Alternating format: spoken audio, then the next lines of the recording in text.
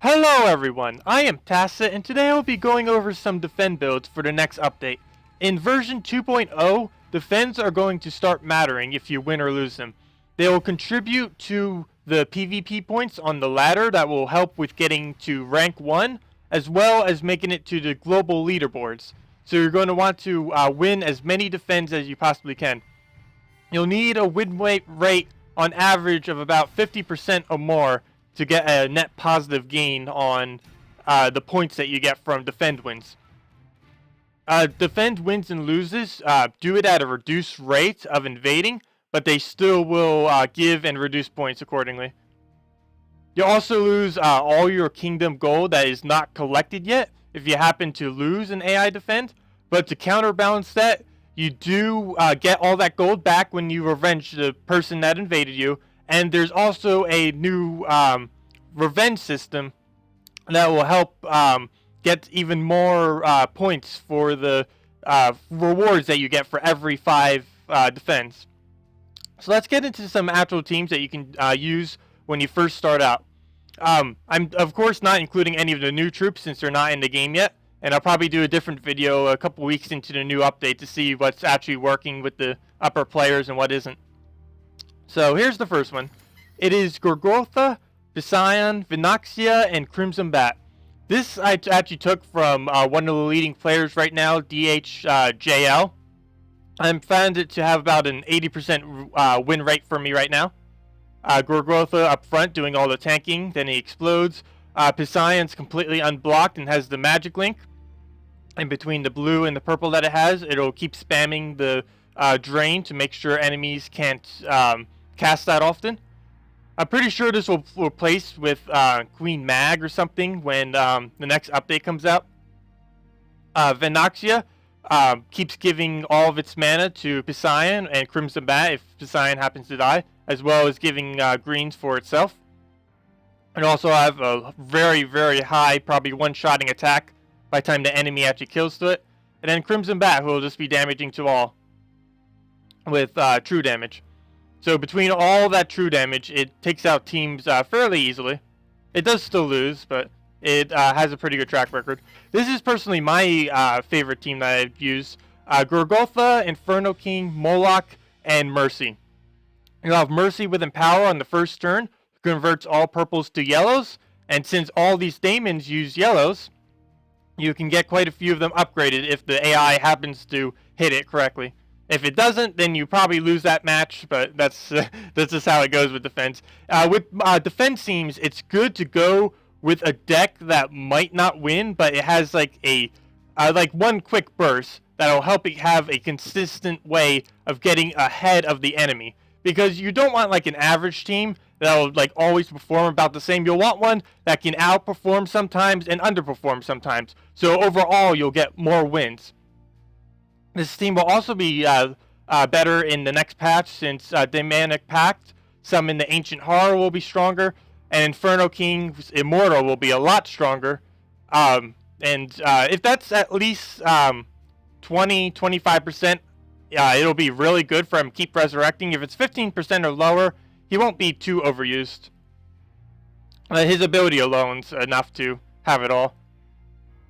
And of course you have Moloch here with suppression on all the 4 times that'll help keep lowering the enemy, just keep chipping them down as you just keep getting stronger.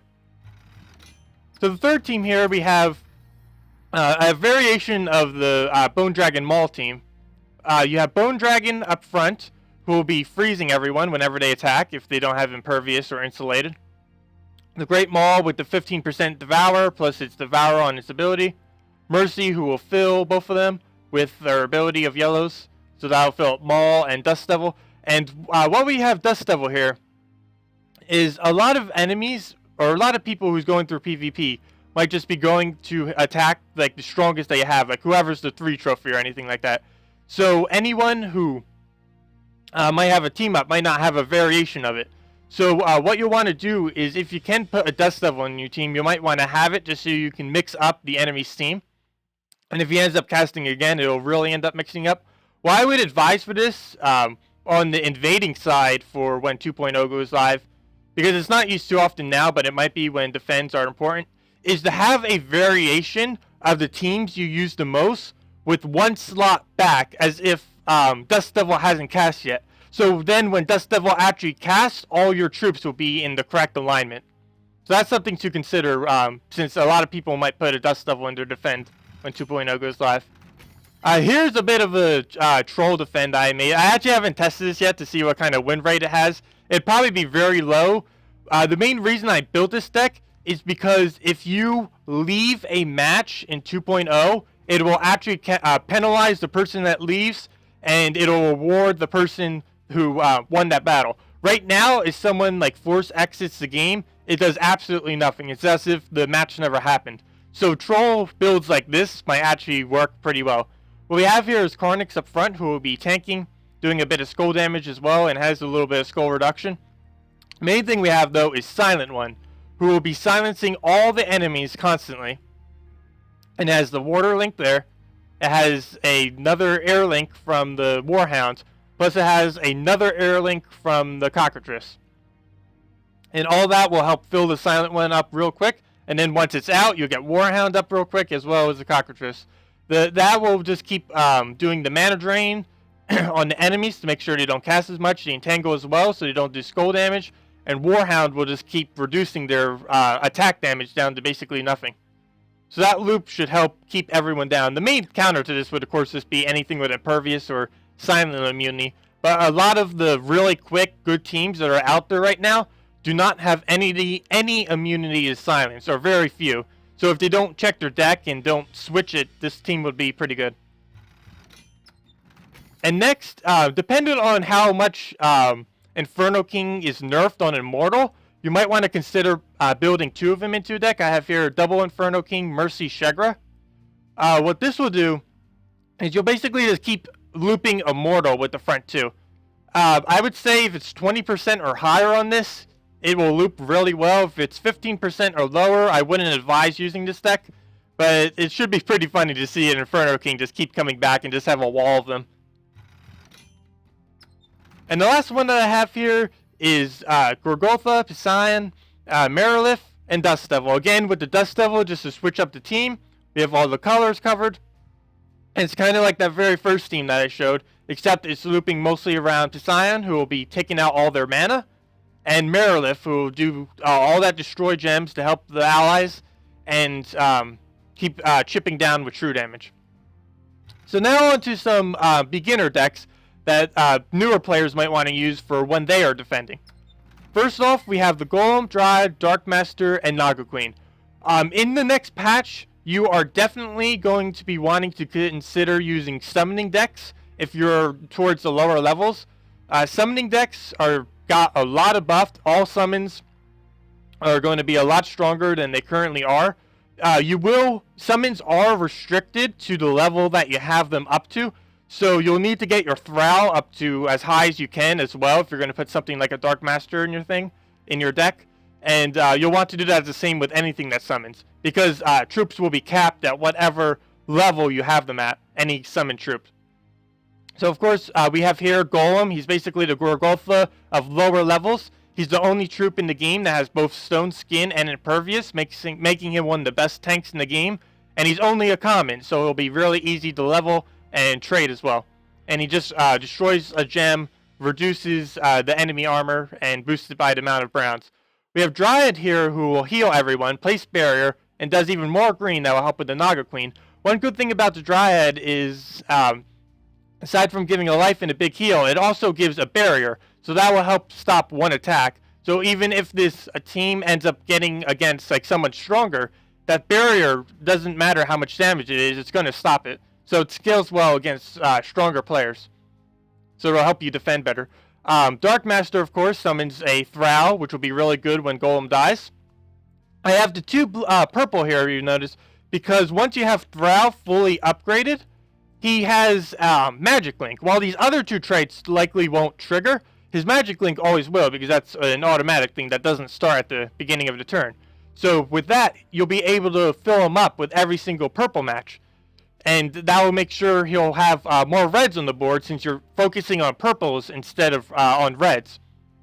And of course, with his extra turn on 10 or plus reds, you'll have the Naga Queen helping with that, who converts all browns to red, so that'll be very easy. And also, because of that convert, these back 5 troops cover all mana still, even once the golem is dead. So this will work really well for starting defend teams. Next one we have up here is Golem, Dust Devil, Summoner, Naga Queen. Of course, like I said, you'll want a Dust Devil to switch up the enemies. He has it from the very start. And 5 damage to all enemies is really good at the beginning of the game. You don't see it as much in the late game because 5 damage isn't much. But 5 damage on the very first turn to all enemies for 20 total is really good. Of course, you have the Summoner here who will be doing the same thing, just with Ghoul. So you'll need to make sure if you put a Summoner in your deck, you have Ghoul nicely leveled. You'll want Ghoul traded.